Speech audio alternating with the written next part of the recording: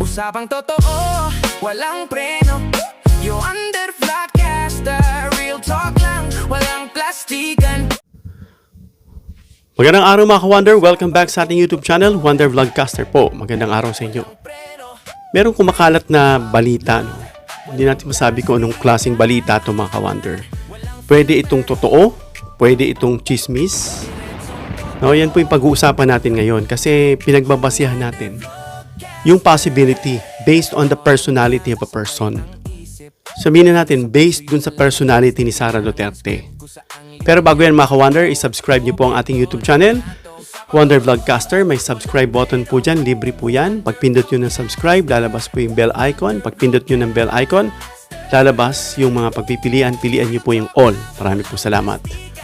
Well, sabi nga natin, wala pang kumpirmasyon kasi sometimes yung mga balita ay naglilik lang.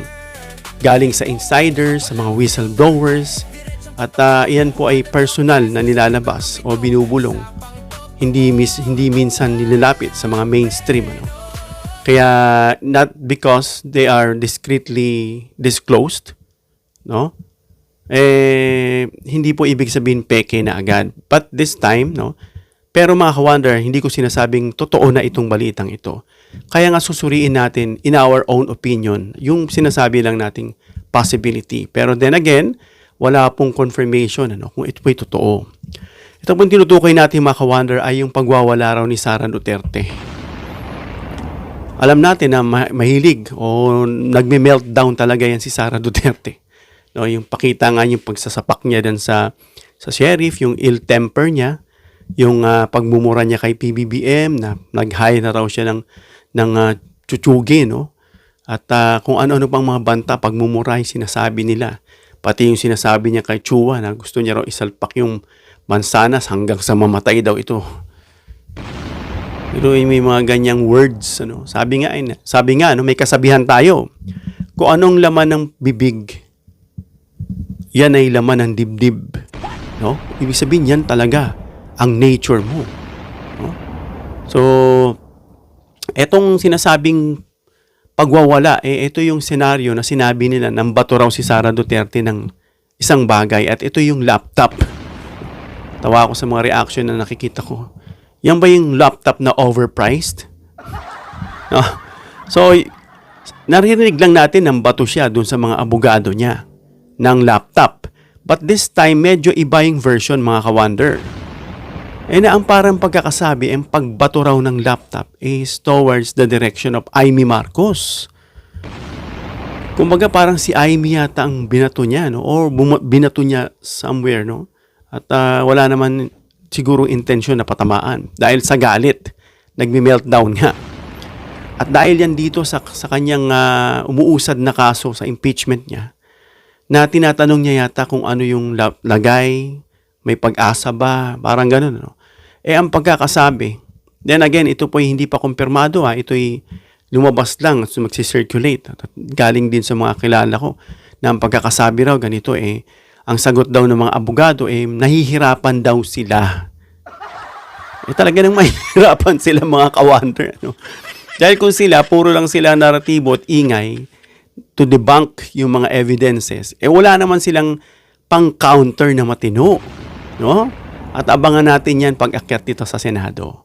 Ito yung kinakaba ng lahat yung sa Senado. Sabi nga ng isang political analyst na itong mga senador na ito at yung iba pang kongresista na kapag nakita ito ng lakas ng probability or probable cause dyan sa House of Representatives at nakita naman dyan sa Senado na talagang malakas ang ebidensya para sabihing guilty and yet kanila po itong dinismiss ay mananagot po sila sa taong bayan.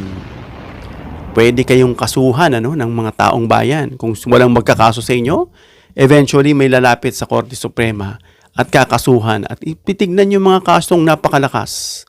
And at the same time, hindi na sila iboboto ng taong bayan. Sana ganun ang mangyari, maging mahigpit na tayo. Hindi yung para tayong pinapaikot lang. Alam niyo yun? Para tayong manika na minamanipulate lang sa kanilang mga sariling kagustuhan dahil nasa pwesto sila. So yun ang pagkakasabi, binato raw itong ni Sara Etong si Amy Marcos. Ngayon, ang tanong, posible ba yan?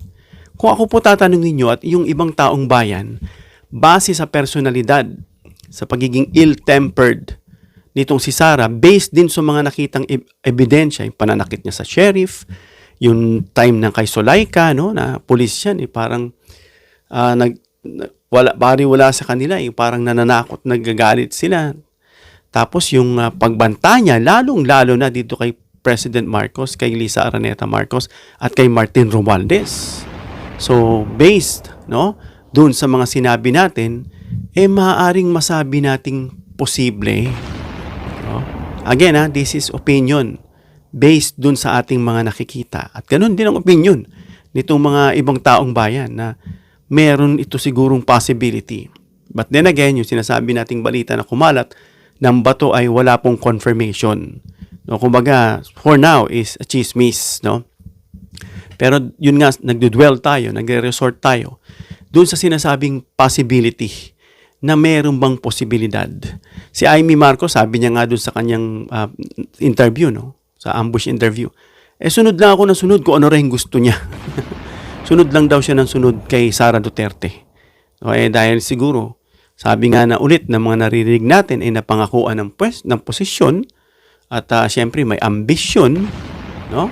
At dahil nga sa ambisyon, gusto niya ngang matanggal itong kapatid niya sa posisyon. Ang galing, ano? Ambisyon, posisyon, no? At nagda-rhyme. So, ayan mga ka-wonder. Ang tanong, totoo kaya itong balita na ito na kumakalat dyan sa social media? At then again, base nga sa sinabi natin, base sa ating pong nakita, narinig, at talagang mismong patotoo, binosapak-sapak niya yung sheriff. Diba? Galit na galit siya, sinaspak-sapak niya yung sheriff. They wonder nga bakit hindi natanggalan ng lisensya yan. Doon pa lang sa threat niya sa Pangulo, dapat tinatanggalan na yan ng Supreme Court na to. Diba? Bakit ganoon? Sabi nila, bakit parang, syempre, marami naman nakakaalam at nagsasabi. No, ito hindi bintang, ito'y base ulit sa mga naririnig natin at nakikita sa mga balita at opinyon ng mga politiko mismo, mga analyst, na may kakampi raw dyan si Sara Duterte na nakaupo dyan sa Supreme Court at hindi lang isa. No? Hindi ko alam kung ilan sila, pero yun mismo. Pero alam natin na ang Supreme Court, itong mga justices, na alam natin na they are trying to preserve their credibility, their dignity, no? Yung kanilang integrity, no? Hindi naman nila siguro isasang-alang-alang yan dahil sa isa lang tao na of course nire-review din nila yung mga nangyayaring hearing at nakikita nila, no? Matatalino naman yan Pwera lang kung nagbubulag-bulagan, ano? Nakikita nila yung katotohanan. Kaya nga itong mga bagay na ito, no? Na yung TRO na hinihiling ni Sara ay hindi siya pinagbigyan. No, hindi natin alam. Antayin natin sa Senado. No, antayin natin sa Senado kasi as much as possible, no, hands off ang Korte Suprema rito. Wala na silang kiber dyan. No, maliban na lang kung nakitang may ang pang-aabuso, no, yung sa abuse of authority, no, abuse dun sa kanila pong ginagawa na wala na sa konstitusyon. Yun at yun lang. At nakikita kung imposible yan. Kung gaano naging maingat ang House Committee on Justice, mas maingat na gaganapin yan sa Senado. At alam na natin na may mga kulay-kulay dyan, grupo-grupo dyan, na siyang talagang magpoprotekta dyan kay Sara Duterte. At tignan natin mangyayari mga ka-wonder. Nakabantay ang taong bayan, naka-ready, no? Naka-ready na tignan kung ano yung ginagawa ng ibang nakapwesto dyan na dapat wala sila dyan. No? Wala kayo dapat dyan, sa totoo lang.